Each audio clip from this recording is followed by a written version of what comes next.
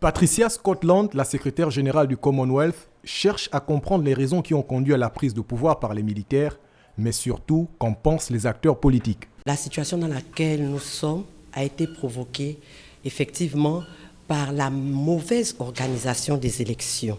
Mais avant ça, il y avait déjà des soucis. Le pays était géré d'une manière, la gouvernance n'était pas celle qu'il fallait, elle était difficile.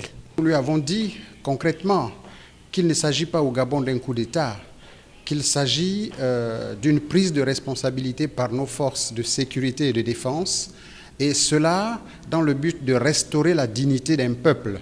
Une inconnue, la durée de la transition. Les participants à cette rencontre ont expliqué à leur hôte la nécessité de ce que le processus soit inclusif. La majorité parlait de 2 ans, mais l'ancienne opposition a dit qu'ils se mettront ensemble pour échanger, pour discuter du temps de la transition. Ça ne s'improvise pas. La secrétaire générale du Commonwealth a annoncé des sanctions vis-à-vis du Gabon comme le stipule la charte de l'organisation.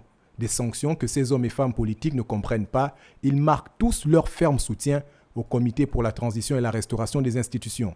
Tout le peuple est derrière nos forces de défense et de sécurité. Il est question également que nos amis, nos partenaires, soient de véritables amis, de véritables partenaires pour permettre à nos forces de défense qui ont pris le pays aujourd'hui pour restaurer la dignité de ce pays. Il faut bien que nos partenaires puissent les soutenir dans l'action qu'ils sont en train de mener pour le bien de nos populations. Les uns et les autres espèrent que les procédures de démocratisation soient mises en place le plus tôt possible et de façon définitive afin d'éviter de faire et défaire celles proposées, pouvant ainsi causer du retard.